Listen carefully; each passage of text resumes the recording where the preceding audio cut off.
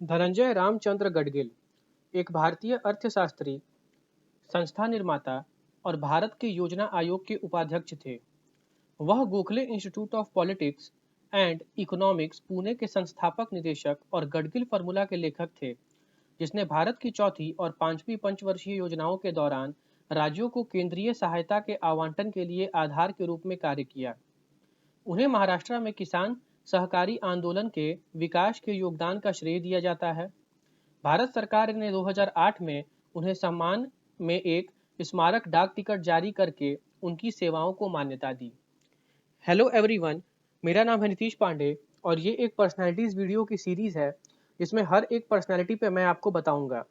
ये बहुत ही एक इन्फॉर्मेटिव वीडियो होने वाली है, लेकिन इस वीडियो को स्टार्ट करने से पहले आई रिक्वेस्ट एवरीवन कि आप इस चैनल को सब्सक्राइब करें एंड वीडियो को लाइक एंड कमेंट करें।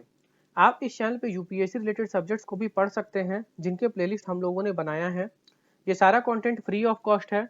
जो भी सीरियस यूपीएससी एस्पिरेंट्स हैं वो वाइस सर को कांटेक्ट कर सकते हैं ऑन व्हाट्सएप 7200681675 टेस्ट सीरीज और फाउंडेशनल वीडियोस के लिए।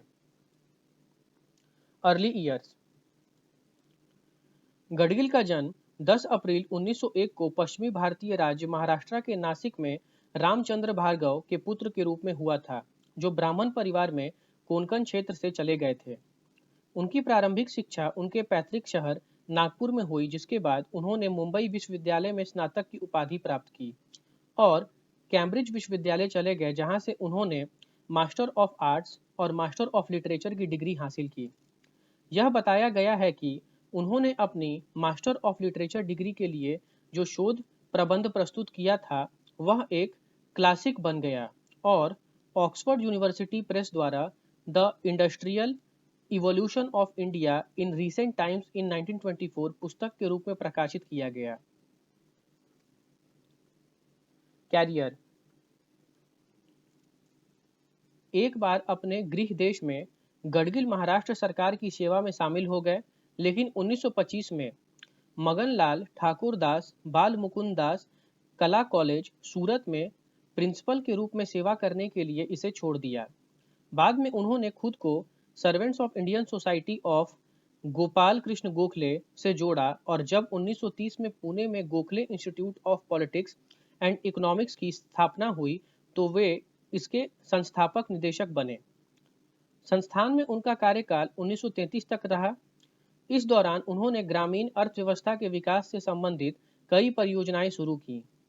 वह इंडियन इकोनॉमिक्स एसोसिएशन के सदस्य भी थे और उन्होंने वर्ष 1940 के लिए इसके अध्यक्ष के रूप में कार्य किया। 1946 में महाराष्ट्र सरकार ने उन्हें और एडी गोरवाला, एक भारतीय सिविल सेवा अधिकारी को वितरण के लिए एक योजना तैयार करने की जिम्मेदारी सौंपी। कमी के समय में भोजन और उन्होंने उचित मूल्य की दुकानों और राशि प्रणाली को शुरू करने की सिफारिश की, कथित तौर पर महात्मा गांधी के सुझावों के खिलाफ। वह संयुक्त महाराष्ट्र आंदोलन और सहकारी क्षेत्र में भी जुड़े थे और उन्हें मुंबई और पुणे के विकास के लिए एक योजना तैयार करने के लिए जाना जाता है। गडगिल फॉर्मूला। भारत के योजना आयोग के सदस्य के रूप में अपनी नियुक्ति के बाद गडगिल ने भारत की पंचवर्षीय योजनाओं में राज्यों को केंद्रीय सहायता के आवंटन के पैटर्न पर अध्ययन किया। 1969 में उन्होंने इस उद्देश्य के लिए दिशा निर्देशों का एक सेट विकसित किया, जिसे गडगिल फॉर्मूला के रूप में जाना जाता है, जिसने भारत की चौथी और पांचवी पंचवर्षीय योजनाओं में राज्यों को केंद्र सहायता का आधार बनाया। प्रस्ताव जनसंख्या 60%, प्रति व्यक्ति आय 10%, कर प्रयास 10%, चालू सिंचाई और बिजली परियोजनाएं 10% और विशेष समस्याओं 10% जैसे मापदंडों पर आधारित थे। बाद में राज्य सरकार ने के आग्रह पर जनसंख्या 55%, पीसीआई 25%, वित्तीय प्रबंध 5% और विशेष विकास समस्याएं 15% के रूप में फॉर्मूला संशोधित किया गया।